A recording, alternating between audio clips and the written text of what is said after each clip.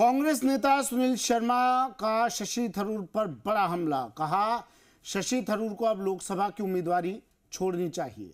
राजस्थान के बड़े नेता मेरे खिलाफ षड्यंत्र में शामिल हैं। वामपंथी विचारधारा के लोग कांग्रेस पार्टी का नुकसान कर रहे हैं। मेरे खिलाफ कांग्रेस पार्टी के ही लोगों ने फर्जी ट्वीट किए।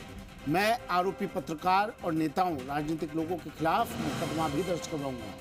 सुनील शर्मा ने आगे कहा कि मेरे खिलाफ फर्जी षड्यंत्र रचने वालों के खिलाफ मुकदमा दर्ज करवाऊंगा।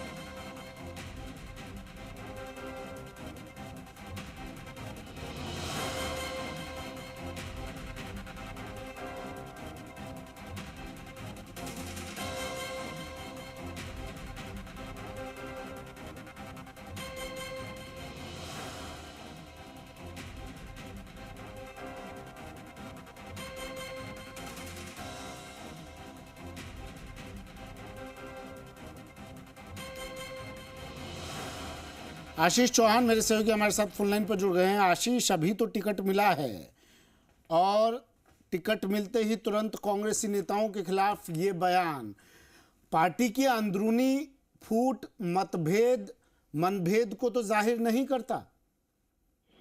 देखिए, टिकट उन्हें जरूर मिला था, लेकिन अब टिकट काट दिया गया है और उसके बाद में प्रताप सिंह खाचरियावास को टिकट दिया गया है। लेकिन जिस तरीके से कांग्रेस नेता सुनील शर्मा ने आज प्रेस कॉन्फ्रेंस की, ये तो साफ कर दिया कि वे बीजेपी में शामिल नहीं हो रहे। लेकिन जिस तरीके से उन्होंने कई जो आला नेता या फिर पत्रकारों के खिलाफ रिपोर्ट दर्ज कराने की बात कही है, और इसके साथ साथ उन्होंने कांग्रेस के जो लोकसभा प्रत्याशी है शशि थरूर, उनको भी चुनाव न लड़ने के लिए कहा है कि वे भी उम्मीदवारी वापस ले। यदि वे जयपुर डायलॉग से जुड़े हुए हैं तो वे भी अपना नाम वापस ले। जिस तरीके से मैंने उनका जो जयपुर डायलॉग से जुड़ा हुआ था, मेरे ऊपर इस तरह के आरोप लगाए गए थे, तो इसीलिए उन्होंने कांग्रेस नेता जो शशि थरूर है उनको भी ये हिदायत दी है कि यदि आप भी जयपुर डायलॉग से जुड़े हुए हैं तो आप भी अपना नाम चुनाव से वापस लीजिए। इसके साथ साथ उन्होंने ये भी कहा है कि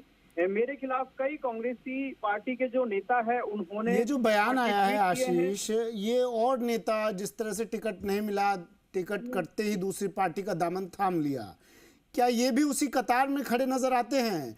टिकट मिला तब तक सब चंगासी और टिकट कटते ही सब षड्यंत्रकारी हो गए।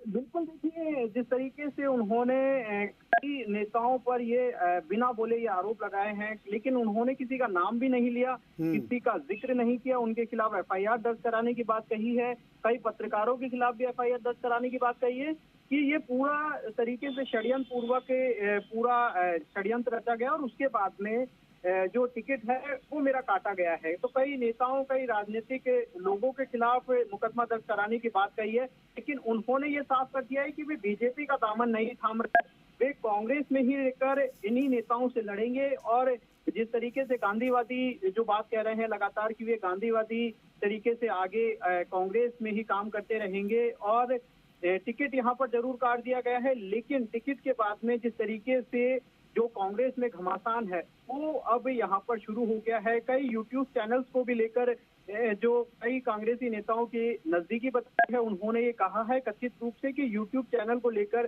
कई जो खुलासे हैं वो यहाँ पर होने वाले हैं। कई जनों के खिलाफ एफआईआर दर्ज है।